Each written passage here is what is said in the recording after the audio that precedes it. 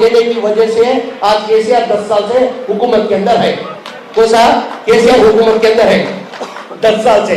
हुकूमत के अंदर रहते हुए उन्होंने कितना दिया बजट? माइनॉरिटी बजट जो है 10 साल से 2000 करोड़ का बजट दिया। कितना दिया? 2000 करोड़ का बजट दिया।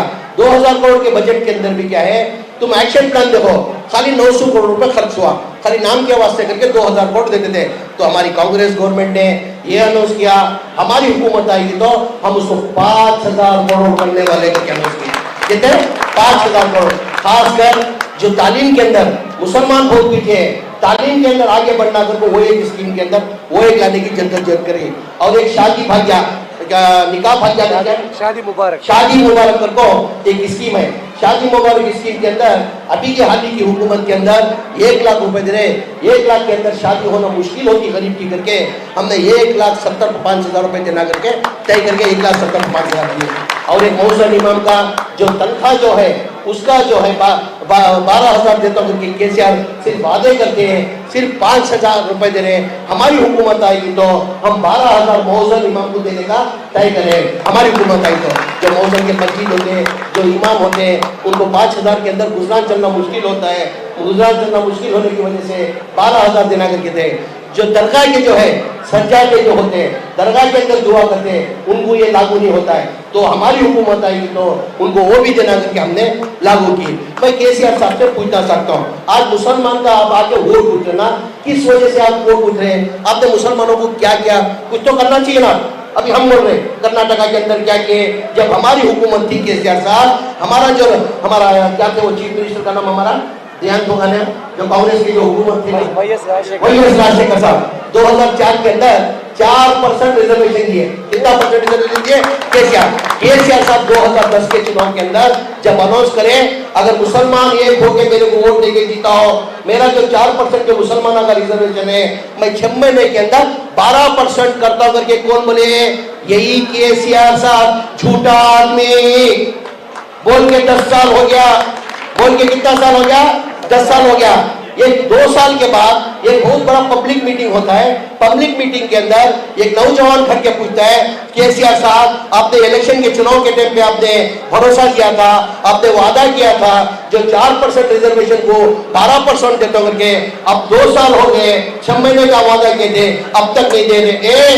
बैठ गए चुप तो। वो बोला साहब आपने बताया था मैं आम आदमी हूँ, मेरा हक बनता है पूछने के लिए, मैं पूछना गलत है क्या? तू क्या पूछता है? तेरे बाप को, तेरे दादा को मैं जवाब देता हूँ, तू बैठ करके उसको बिठा देना। उस वजह से हम आपको वोट देना, उस वजह से आपको वोट देना, हम उस वजह से वोट देना पब्लिक के अंदर ओपन करके। तो मेरी माँ बहना से एक आजीजाना गुजारिश है, मेहरबानी करके ये इलेक्शन चुनाव, ये असेंबली चुनाव नहीं है, ये असेंबली चुनाव को इसका तेलंगाना के अंदर आप अगर श्रीनिवास रेड्डी को जिताएंगे, तेलंगाना के तमाम एमएलए करके हमारी हुकूमत बनेगी, तो ये 2024 को जो राहुल गांधी का सपना है वो। तो मेरी आवाम से ये आजीजाना गुजारिश, देश की हालत हम लोग अच्छी तरह जानते हैं। आज देश किस तरीके जरा सिवाय नफरत की क्या और कुछ नहीं है।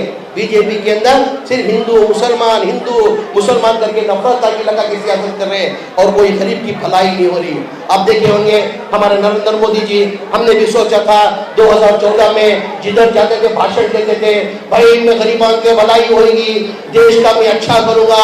हम लोगों ने सब क्या सोचा, भाई ये गरीबी के बारे में जानते हैं, गरीब खानदान से आए हुए हैं, रेलवे स्टेशन में चाय बेचते थे, गरीबी इनको मालूमात है। अगर ये प्रधानमंत्री होंगे तो देश की भलाई भी करके देश की आवाम ने क्या कर दी, भरोसा करके 2014 के अंदर चाय बेचने वाले को प्रधानमंत्री बना दी। और जिधर भी जाते थे भाषण में क्या बोलते थे, भाइयों बहनों देश का अच्छा होएगा। देश का अच्छा हुआ मां, देश का अच्छा हुआ नहीं मानता नहीं, देश का अच्छा हुआ नहीं बोले तो गलत है। अच्छा हुआ किसका अच्छा हुआ? देश की आवाम का अच्छा नहीं हुआ। जो नरेंद्र मोदी जी, जो बीजेपी के लीडर, आज जो प्राइम मिनिस्टर जो नरेंद्र मोदी जी है ना, 15-15 लाख का सूट पहन रहा, और उनके लीडर जो है हेलीकॉप्टर में स्पेशल फ्लाइट में घूम रहा, उनका अच्छा हुआ, देश की आवाम का भलाई नहीं हुआ। हर अकाउंट के अंदर 15 लाख डालूंगा, 15 पैसे डाले, 15 पैसे डाले, 15 पैसे हर एक से अकाउंट ओपन करा दिया, पब्लिक को बेवकूफ करा दिया। हर आदमी अकाउंट ओपन करो, कई के लिए अकाउंट ओपन कर दिया। वो बैंक का फायदा करने के लिए आप अकाउंट ओपन करना तो 500 रुपए देना, करोड़ों रुपए बैंक को फायदा हुआ, गरीब का कुछ फायदा नहीं हुआ। सब अकाउंट ओपन कर दी। ये नहीं, अगर देश की अगर इधर भलाई होना तो वो सीधे कांग्रेस पार्टी के और किसी से नहीं होता। मेरी आवाम से ये आजीजाना गुजारी 2-4 मिनट में मेरा भाषण खत्म करता हूँ। और कांग्रेस देखो, आज कर्नाटका की हमने हमारी हुकूमत चल रही है, हुकूमत के अंदर हमने मैनिफेस्टो के अंदर क्या क्या अनाउंस किया था, इम्प्लीमेंट किया। वो छोड़कर हमने क्या किया, वो छोड़ के आप वेबसाइट में चेक कर सकते हैं, गूगल में चेक कर सकते हैं, जमीर अहमद खान सही कह रहे नहीं कर रहे करके। ये हमारा इसके अंदर मैनिफेस्टो के अंदर नहीं था, ये इलेक्शन के अंदर अनाउंस नहीं किया था। जैसा हमारी हुकूमत बनी, हमारे सिद्धरामैया साहब बुला के बोले मुसलमान के अंदर तालीम के अंदर पीछे है, उसके अंदर तुम ध्यान देना, क्योंकि हमारे माइनॉरिटी लीडर्स को बोले। जैसा कि आप जानते हैं अच्छी तरह, कांग्रेस के अंदर 60 साल से 60 ईयर से कांग्रेस की जब हुकूमत थी, फर्स्ट स्टैंडर्ड से लेके 8 स्टैंडर्ड तक स्कॉलरशिप देते थे। कितने तक? फर्स्ट स्टैंडर्ड से लेके 8 स्टैंडर्ड तक। वो स्कॉलरशिप को पिछली साल 2022 के अंदर बीजेपी ने उसको रद्द कर दिए। वजह के लिए रद्द कर दिए, ये ज्यादा से ज्यादा मुसलमानों को फायदा होता करके, एजुकेशन से तालीम से मुसलमान पीछे रहना करके वो रद्द कर दिए। आज तक कोई स्टेट के अंदर जारी नहीं हुआ। कर्नाटका के अंदर हमने जो सेंट्रल गवर्नमेंट से जो रद्द किए थे फर्स्ट स्टैंडर्ड से 8 स्टैंडर्ड, वो स्कीम हमने चालू करके हम देना करके तय करके वो स्कॉलरशिप दे रहे। 5 लाख बच्चे लोग को उसका फायदा हो रहा है। आज गरीब फर्स्ट स्टैंडर्ड से लेके 5वीं क्लास पढ़ना तो 1000 रुपए, 5वीं क्लास से लेकर 7वीं क्लास तक 2500 रुपए होता है। फिर 8वीं क्लास का ये करना बोले तो 3500 होता है। गरीब के लिए बहुत बड़ा पैसा है, गरीब के लिए बहुत बड़ा पैसा है। उसके साथ साथ में वो एक स्कीम लेके, उसके साथ में क्या है, बहुत से गरीब बच्चे क्या है, उनको गवर्नमेंट की फ्री सीट मिलती है, गवर्नमेंट की फ्री सीट मिलती है। फ्री सीट मिलने के बावजूद भी क्या है, 11 लाख रुपए फीस भरना पड़ता है। डोनेशन नहीं, डोनेशन करोड़ों में जाता है, यानी फ्री सीट मिलने की वजह से 11 लाख रुपए फीस भरना पड़ता है। 11 लाख फीस मतलब क्या, एक बच्ची डॉक्टर बनना, एक बच्चा डॉक्टर बनना तो 5 साल का वो कोर्स होता है। 5 साल को कितना चाहिए, 11 लाख रुपए चाहिए। गरीब आदमी 55 लाख रुपए कहां से लाएगा, 5 लाख। वो 55 लाख ना होने की वजह से बहुत से बच्चे ड्रॉप आउट होते थे। तो हमने नई स्कीम ला के बच्चे हमारे डॉक्टर बनना करके, ये बोलने दे लो कंप्लीट नहीं करा मैं, ये थाने हमारे को लीडर खराब करते हैं।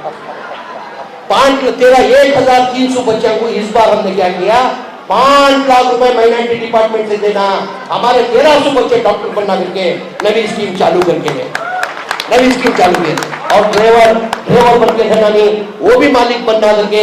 कब तक ड्राइवर बन के रहेगा? अब लारी ड्राइवर देखो मुसलमान, मैकेनिक देखो मुसलमान, ऑटो ड्राइवर देखो मुसलमान। वो कब तक ड्राइवर बन के रहता?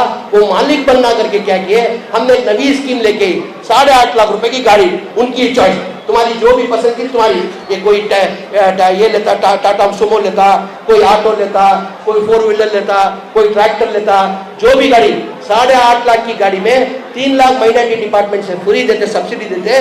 5 लाख रुपए लोन डाल के जो ड्राइवर था मालिक बनाना को हर साल 3000 आदमी को देना करके तय की नई स्कीम में चालू करना। ये नई स्कीम है, ये सब नई स्कीम है, ये जिसकी स्कीम नहीं है, ये नई स्कीम, ये सब नई स्कीम। अब मैं ये केसीआर साहब को पूछना चाहता हूँ, आज देखेंगे पूरे हिंदुस्तान के अंदर अब ज्यादा वक्फ की प्रॉपर्टी किधर है? तुम्हारे तेलंगाना में, हैदराबाद में वक्फ की प्रॉपर्टी है। कितनी है? पूरे हिंदुस्तान में ले लो, सबसे ज्यादा प्रॉपर्टी कर्नाटका के अंदर भी है। कर्नाटका के अंदर हमारे पास 30.5 एकड़ है। तेलंगाना में कितनी है? 70 पर 7 हजार एकड़ है। 70 पर वक्फ आदमी क्यों करता है? वक्फ आदमी क्यों करता है?